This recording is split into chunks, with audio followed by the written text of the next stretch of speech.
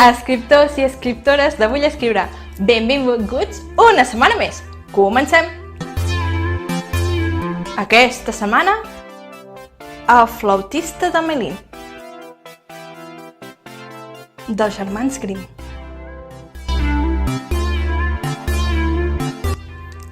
Hi havia una vegada, en una petita ciutat al nord d'Alemanya, anomenada Amélie. El seu paisatge era plaent i la seva bellesa era exaltada per les ribes d'un riu ampli i profund que fluïa per allà. Els seus habitants s'enorgullien de viure en un lloc tan plàcid i pintoresc. Un dia, però, la ciutat es va veure atacada per una plaga terrible. Rates! N'hi havia tantes que s'atrevien a desafiar els gossos i perseguien els gats. S'enfilaven als bressols per mossegar els nens que hi dormien i fins i tot robaven sencers els formatges dels rebostos. La vida a Amélie s'estava tornant insuportable. Un dia, el poble es va fartar de la situació i tots, en massa, van congregar-se davant de l'Ajuntament.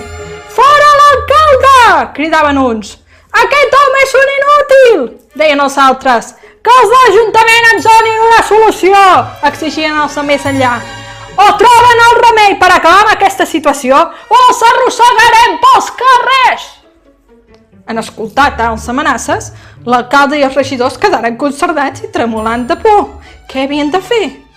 «El que donaria per una bona ratera!» va exclamar l'alcalde.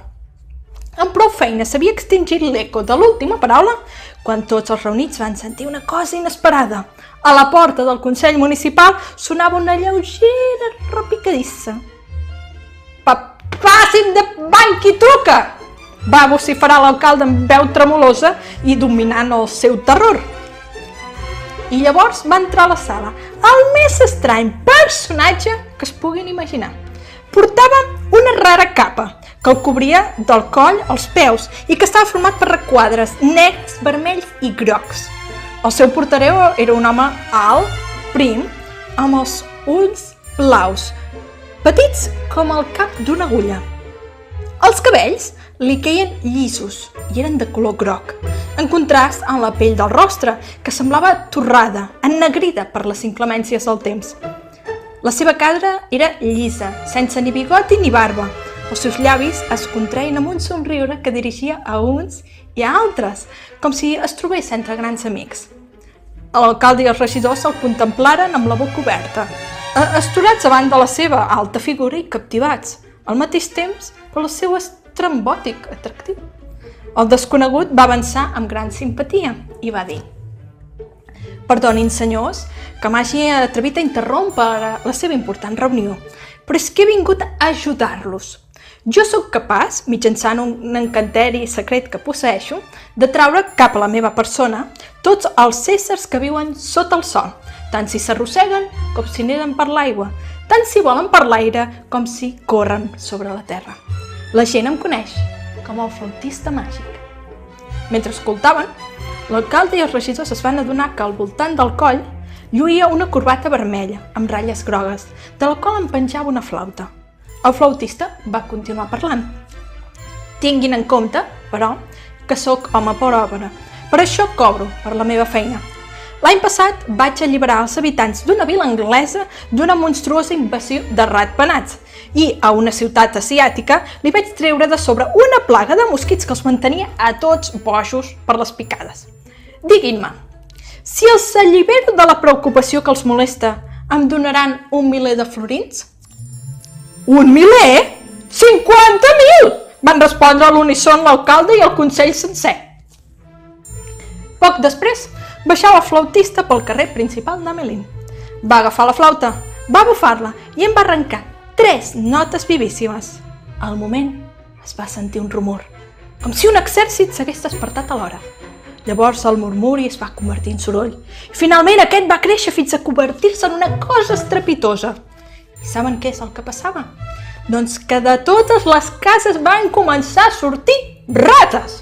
El mateix les rates grans que els ratolins petits, igual els arrossegadors esprimatxats que els rossonets.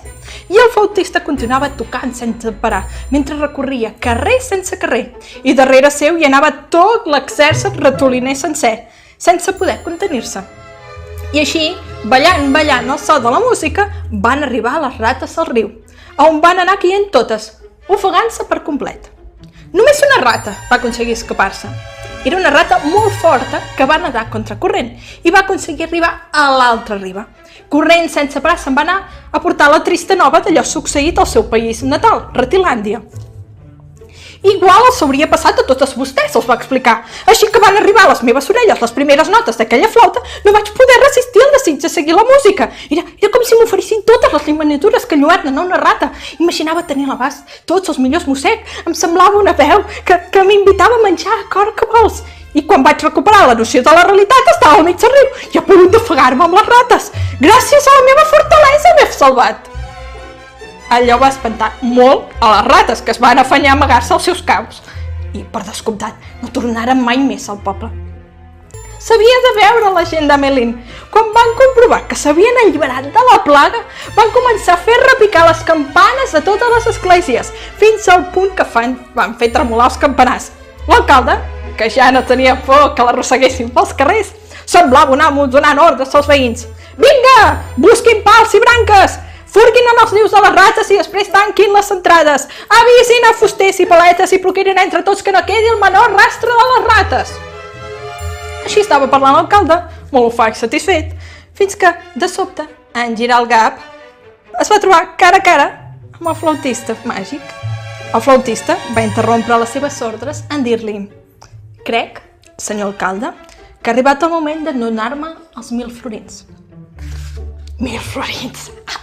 Què s'havia cregut? 1.000 florins! L'alcalde va mirar esquerp el tipus extravagant que li demanava aquells diners. El mateix van fer els seus companys de corporació, que l'havien vist rodejant mentre donava ordres. Qui pensava donar res a un vagabund amb aquelles coloraines? 1.000 florins, va dir l'alcalde. Per què? Per haver ofegat les rates, va respondre el flautista. Que tu has ofegat les rates? Va exclamar fingint sorpresa la primera autoritat d'Amelín, picant l'ullet als seus regidors. Tingues en compte que nosaltres treballem sempre a la vora del riu i allà hem vist amb els nostres propis ulls com s'ofegava aquella plaga i, segons crec, el que està ben mort no torna a la vida. No et regatejarem un got de vi per celebrar l'ocorregut i també et donarem alguns diners per omplir la bossa. Però això dels 1.000 florins, com et pots imaginar, ho diguérem en broma. 1.000 florins, vinga, agafen 50. El flautista, a mesura que anava escoltant les paraules de l'alcalde, anava posant un rostre molt seriós. No li agradava que l'enganyessin amb paraules més o menys meloses i menys amb què es canviés el sentit de les coses. No m'agrada discutir, va exclamar el flautista. Vau fer un pacte amb mi, compleixi-l. Jo un pacte amb tu, va dir l'alcalde, fingint sorpresa i actuant sense cap remordiment, malgrat que l'havia enganyat i estafat el flautista. Els seus companys de corporació declararen també que tal cosa no era certa. El flautista va advertir molt seriós. Vagin amb compte. No segueixin excitant la meva còlera perquè provocaran que toquin la meva flauta d'un mode molt diferent. Tals paraules van enfurir l'alcalde. Com s'entén, bramà? Penses que toleraré les teves amenaces? Oblides que sóc l'alcalde d'Amelín? Què t'has cregut? L'home volia amagar la seva falta de formalitat a força de crits, com sempre passa amb els que obren d'aquesta manera. Així que va continuar vociferant. A mi no m'insulta cap gandul com tu! El sabrà greu, va dir el flautista. Encara segueixes amenaçant, vagabund estafador, va udolar l'alcalde, mostrant al punt al seu interlocutor. Fes el que et plagui i bufa la flauta fins que rebentis. El flautista va fer mitja volta i se'n va anar cap a la plaça. Es va acostar als llavis la flauta i la va començar a tocar i en va treure 3 notes tan dolces, tan melodioses com mai cap músic ni el més hàbil no havia aconseguit fer sonar. Es va despertar un murmuri a Amelín, un xiu-xiueig, que de seguida va semblar un enrenou i que era produït per grups alegres que es precipitaven cap al flautista, atropellant-se en les seves presses. Numerosos pauets corrien picant al terra. Petits esclops replicaven sobre les lloses. Moltes manetes aplaudien i obullicinava i anava en augment. I com pollastres en un immens galliner, quan veuen arribar qui es porta la seva ració de civada, així van sortir corrents de les seves cases i palaus tots els nens, tots els nois i totes les jovenetes que els habitaven, amb les seves galtes rosades, els seus ullets espornejant i les seves dentetes semblant a perles. L'alcalde va emmudir de la sorpresa, i els regidors també. Quedaren immòbils com talossos, sense saber què fer davant del que estaven veient. És més, se sentien incapaços de fer un sol pas ni de llançar el més petit crit que impedís aquella fugida dels nens. No se'ls va ocórrer altra cosa que seguir amb la mirada, és a dir, contemplar amb muda estupidesa la joiosa multitud que se n'anava rere el flautista. Amb tot, l'alcalde va sortir del seu esglai i el mateix els va passar als regidors quan van veure que el màgic músic s'internava per un carrer camí del riu, precisament per aquell carrer on vivien els seus propis fills i filles. Per fortuna, el flautista no semblava voler ofegar els nens. En lloc d'anar cap al riu, va dirigir els seus passos cap a una alta muntanya que s'alçava pròxima. Darrere seu va seguir, cada vegada més apressada, la menuda tropa. Mai podrà creuar aquest intricat cim, es van dir les persones grans. A més, el cansament li farà deixar anar la flauta i els nostres fills deixaran de seguir-lo. Més heus aquí que, així que el flautista va començar a pujar la falda de la muntanya, la terra es va esquerdar i es va obrir un ampli i meravellós portal. Va semblar com si alguna potent i misteriosa mà hagués excavat de sobte una enorme gruta. Per allí va penetrar el flautista, seguit de la torba de xiquets. I així que l'últim d'ells va haver entrat, la fantàstica porta va desaparèixer, quedant la muntanya igual com estava abans. Només va quedar fora un dels nens. Era coix i no havia pogut acompanyar els altres en els seus balls i carreres. A ell van acudir l'alcalde, els regidors i els veïns quan se'ls va haver passat l'espant davant del que havia passat. I el trobaren trist i amb la cara llarga. Quan li van retreure que no se sentís content per haver-se salvat de la sort dels seus companys, va replicar: «Content? Al contrari! M'he perdut totes les coses boniques amb les que ara s'estaran recreant. També a mi me les havia promès el flautista amb la seva música». «I què els ha promès?», va preguntar el seu pare curiós. «Ha dit que ens portaria tots a una terra feliç. Allà els pardals brillen amb colors més bonics que els dels nostres pavons reals. Els gossos corren més que les daines de per aquí. I les abelles no tenen fibló, per la qual cosa no s'ha de tenir por que ens ataquin en prendre's la mel. Fins i tot els cavalls són extraordinaris, neixen amb ales d'àguila». «Llavors, si tant et captivava, per què no l'has seguit?», li van preguntar. «No he pogut, per la meva cama malalta», es va doldre el nen. «La música s'ha acabat i m'he quedat immòbil. Quan m'he donat del que passava he vist que els altres havien desaparegut pel turó, deixant-me sol contra el meu desig». Pobra ciutat de Melin, que ara pagava la seva avarícia. L'alcalde va enviar gent a tot arreu, amb l'ordre d'oferir al flautista plata i or amb què complir les seves butxaques, a canvi que tornés portant els nens. Quan es van convèncer que perdien el temps i que el flautista i els nens havien marxat per sempre, quant dolor experimentar la gent, quants laments i llàgrimes, i tot per no complir amb el pacte establert. Perquè tots recordessin el que havia succeït, anomenaren carrer del flautista el lloc per on havien vist desaparèixer els nens. L'alcalde va ordenar que tot aquell que s'atrevís a tocar a Melin una flauta o un tamborí perdria la seva ocupació per sempre més.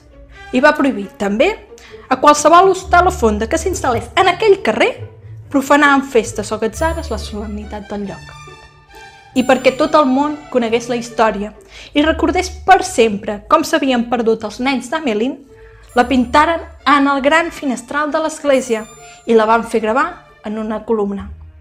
L'any 1284, en el dia de Joan i Pau, sent un 26 de juny, per un flautista vestit amb molts colors van ser seduïts 130 nens nascuts a Melin i es van perdre en el lloc del Calvari, a prop de les muntanyes.